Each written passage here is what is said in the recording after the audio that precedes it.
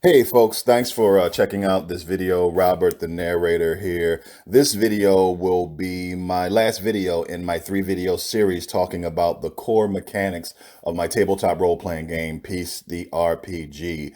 This mechanic is, I would like to say, fairly basic. There are tons of role-playing games in our hobby that use mechanics like this. This is the main task resolution mechanic for the game. And unlike the prophecy meter, which I can definitely say speaks to the heart of what drives Peace the RPG, and the attack stat mechanic, which is incredibly unique and really serves what I was trying to accomplish with the game.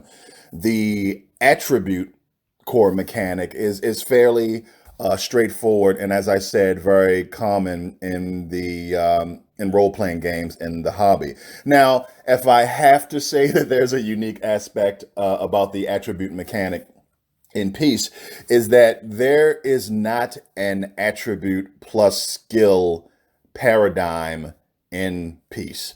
The attributes in Peace, there are 10 of them, and I don't have them in front of me, so I'm going to see if I can remember what they are. So the 10 attributes in Peace are acrobatics, athletics, education, knowledge, perception, thievery, survival, riding, strength, and I am forgetting one. Wow, I really should have had this in front of me when I did this did this video. So let me start. Acrobatics, athletics, education, endurance, knowledge, perception, thievery, survival, strength, and riding. Those are the 10 attributes in the game. And as you can tell, the 10 attributes in Peace are a mixture of what some games would usually designate as a skill and what some games would actually call attributes or characteristics. So if there's anything that's unique about the attribute mechanic in Peace, is that there is not really an attribute plus skill paradigm in the game. So the 10 attributes in the game, the way that they are constructed is during character creation, you get a natural rating that comes from your race or heritage. So that determines the natural rating for your attributes.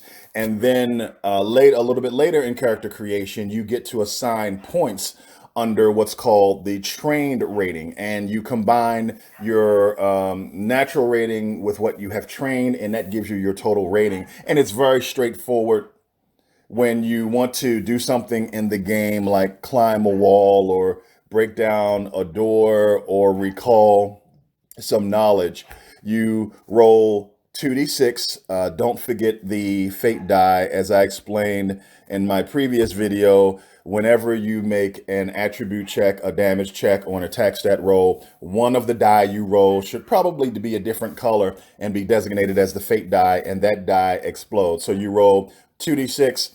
Don't forget the fate die, add your attribute to that 2d6 roll, and usually you're going against a static fixed target number determined by the game master. You have 5 difficulty levels in the game: everyday, challenging, difficult, very difficult, and near impossible.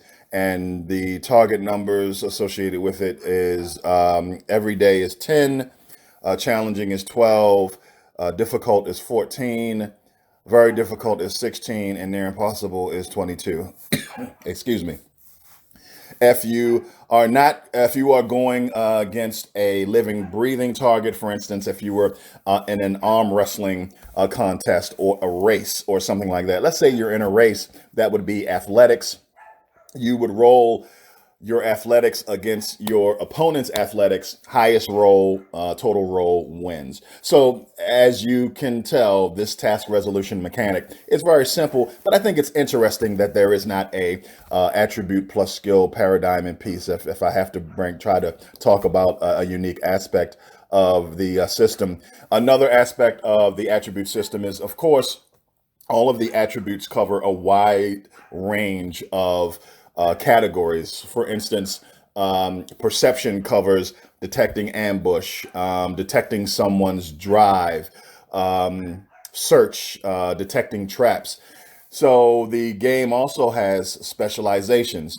So during character creation, your race determines what specialization you start with. Humans can start with any specialization, but essentially you pick one of the categories under each attribute, or that each attribute covers, and you can specialize in that area. So for instance, if you were specialized in running, you would add a +2 to your total when you are using your athletics attribute and you're running or racing or something of that nature. So those are focused areas that you can use with the attribute. So I think, excuse me, that covers everything. That is the entire attribute system. Those are the three mechanics or core mechanics of the game that I've discussed. So that really completes this series.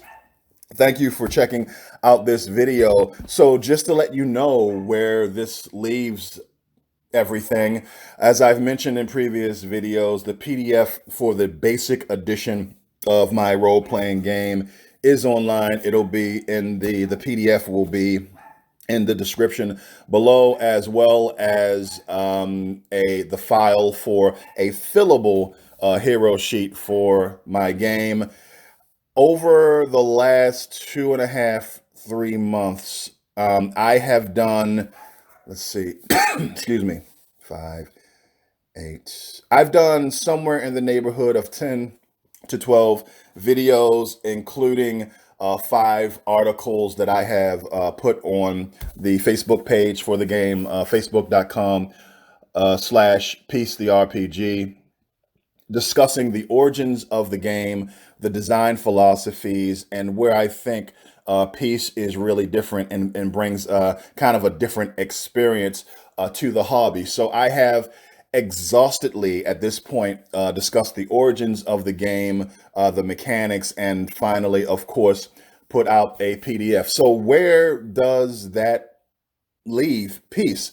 Right now it is available, and as I've mentioned in other videos, the ultimate goal is to have a fully illustrated book that I can present to the world. The full 482 page core rule book at this point, with editing almost completely done.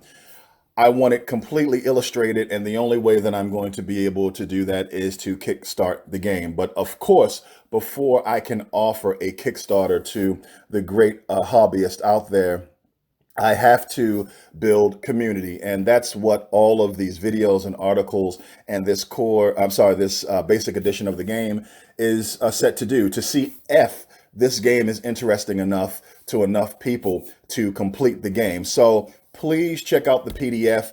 If you enjoy it and you want to run it, obviously you're going to share it with friends and family who you game with. Share it with friends and family you don't game with. I really want to build community around the game and see a complete version of this game sometime in the future. At the very least, I love the idea of creating something and sharing these ideas with people out there in the world, friends, strangers, acquaintances who love the hobby like I do, and try to give them a new experience. Hopefully it just doesn't end there. Hopefully we can have a complete product, the complete creative vision for Peace someday. But if not, at the very least, we definitely can share this basic edition of the game. And if you are listening to this video, if you have followed any of the things that have been going on with the game, thank you thus far. I hope you enjoy it, and I hope you keep moving forward with this endeavor. So thank you very much for checking this out. The next step of building community, now that the PDF is out there, is sometime next week I'm going to put up an actual play I did. And right now it's just about getting the game out there and talking to content providers and really seeing if there is a interest in this this new endeavor. So thank you very much. Thanks for checking out this video, and talk to you later.